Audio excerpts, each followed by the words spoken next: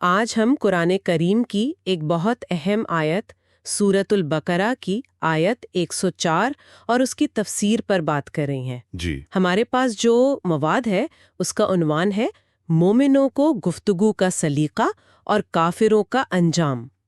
اس آیت میں ایک خاص بات ہے، اہل ایمان کو ایک لفظ رایانہ کہنے سے منع کیا گیا تھا، جی ہاں، اور حکم دیا گیا کہ وہ انظر نہ کہیں۔ تو یہ تبدیلی کیوں ہوئی؟ آئیے ذرا اس کو سمجھتے ہیں۔ بالکل۔ دیکھیے، شروع میں صحابہ کرام جب نبی کریم صلی اللہ علیہ وسلم سے بات کرتے تھے تو کبھی اپنی بات سمجھانے یا توجہ دلانے کے لیے رایانہ کہہ دیتے تھے۔ اچھا، عربی میں اس کا عام مطلب تو یہی تھا کہ بھئی ہماری رعایت فرمائیں یا ہماری بات سن لیں، ایک درخواست کا انداز تھا۔ ٹھیک ہے، لیکن پھر کچھ مسئلہ ہوا؟ جی، مسئلہ یہ ہوا کہ مدینہ میں اس وقت یہودی بھی موجود تھے، ہاں تھے۔ تو ان میں سے کچھ لوگ وہ بھی یہی لفظ استعمال کرنے لگے، لیکن ان کا انداز، ان کی نیت وہ ٹھیک نہیں تھی۔ اچھا، وہ کیسے؟ مطلب وہ کیا کرتے تھے ہے کہ کیسے بگاڑتے تھے؟ جی، تفاسیر میں آتا ہے کہ وہ رایانہ کو ایسے کھینچتے تھے جیسے رائی نہ لگے، جس کا عبرانی میں مطلب کچھ اے ہمارے چرواہے جیسا بنتا تھا، استغفر اللہ۔ یا پھر یہ لفظ رعونت سے ملتا جلتا لگتا، جس میں ایک تکبر، ایک بے ادبی کا معنی ہے۔ تو یہ بظاہر معمولی بات لگتی ہے، لیکن نیت میں شرارت تھی۔ سمجھ میں آیا۔ تو یہ کوئی اتفاق نہیں تھا، یہ جان بوجھ کر کیا جا رہا تھا۔ بالکل۔ اسی لیے پھر اللہ تعالیٰ نے مداخلت فرمائی۔ جی ہاں، بالکل۔ اسی نازک صورتحال میں وہی نازل ہوئی اور مسلمانوں کو صاف صاف حکم دے دیا گیا کہ بھئی آپ لوگ آئندہ یہ لفظ استعمال نہ کریں، تاکہ کوئی غلط فہمی نہ ہو اور ان لوگوں کو بھی بہانہ نہ ملے۔ بالکل، تاکہ نہ تو بات کا غلط مطلب نکلے اور نہ ہی کسی کو گستاخی کا موقع ملے۔ اور اس کے بدلے میں فرمایا گیا کہ انظر نہ کہو۔ انظرنا۔ اچھا، اس لفظ میں کیا خاص بات تھی؟ کیا یہ صرف ایک متبادل تھا یا اس کے معنی میں بھی فرق تھا؟ انظرنا بہت پیارا لفظ ہے۔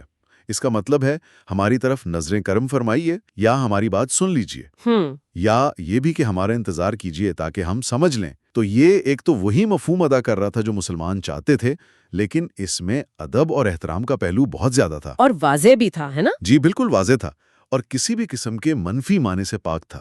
آیت میں آگے وسماؤ بھی ہے، اور سنو۔ اس کا کیا مطلب ہے یہاں؟ کیا یہ صرف سننے کو کہا جا رہا ہے؟ نہیں، یہ صرف عام سننا نہیں ہے۔ مفسرین کہتے ہیں کہ وسمعوا کا مطلب ہے اللہ کا حکم اور نبی کریم صلی اللہ علیہ وسلم کی بات پوری توجہ سے سنو، اچھا، غور سے سنو اور اطاعت کی نیت سے سنو۔ یعنی صرف کانوں سے نہیں، دل سے بھی۔ بالکل۔ ایک مطلب یہ بھی لیا گیا ہے کہ مجلس میں بات اتنے دھیان سے سنو کہ دوبارہ پوچھنے کی نوبت ہی نہ آئے۔ یہ بھی ادب کا تقاضا ہے۔ تو یہ صرف سننا نہیں، یہ سماع و طاعت ہے، یعنی سننا اور ماننا۔ اور پھر آیت کا اختتام وہ تو کافی سخت ہے، وَلِلْكَافِرِينَ عَذَابٌ عَلِيمٌ، اور کافروں کے لیے دردناک عذاب ہے۔ یہاں کن کافروں کی بات ہو رہی ہے خاص طور پر؟ دیکھیں، تفسیر کی روشنی میں یہاں بنیادی اشارہ تو انہی یہودیوں کی طرف ہے جو جان بوجھ کر یہ توہین آمیز رویہ اپنائے ہوئے تھے، جنہوں نے رائنہ کا غلط استعمال کیا۔ جی۔ اور ایک روایت یہ بھی بتاتی ہے کہ یہ آیت تب بھی نازل ہوئی جب مسلمانوں نے اپنے کچھ یہودی حلیف قبائل کو اسلام کی دعوت دی اور انہوں نے انکار کر دیا۔ اچھا، تو یہ ان کے انکار اور گستاخی دونوں پر ایک تنبیہ ہوئی۔ جی بالکل، یہ ان کے رویے کے رد عمل میں تھا۔ تو اگر ہم اس ساری گفتگو کو سمیٹیں تو جو سب سے بڑی بات سمجھ آتی ہے وہ یہ ہے کہ الفاظ کتنے اہم ہوتے ہیں۔ بہت زیادہ۔ صرف لفظ نہیں، اس کے پیچھے نیت، لہجہ، موقع محل، یہ سب بہت معنی رکھتا ہے۔ یقیناً۔ خاص طور پر جب آپ انبیاء کرام جیسی ہستیوں سے مخاطب ہوں، وہاں تو ادب اور احتیاط کا معیار بہت ہی بلند ہونا چاہیے۔ بالکل صحیح۔ یہ واقعہ ہمیں یہی سکھاتا ہے۔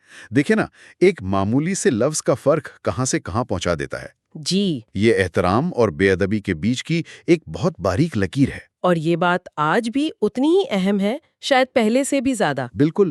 آج کل جیسے ہم بات چیت کرتے ہیں، خاص طور پر آن لائن، سوشل میڈیا پر، جہاں غلط فہمی بہت جلدی پھیلتی ہے۔ ہاں، وہاں تو لہجہ بھی نہیں پتا چلتا۔ جی، تو یہ ہمیں سوچنے پر مجبور کرتا ہے کہ ہم اپنے الفاظ کے چناؤ میں کتنی احتیاط برتتے ہیں۔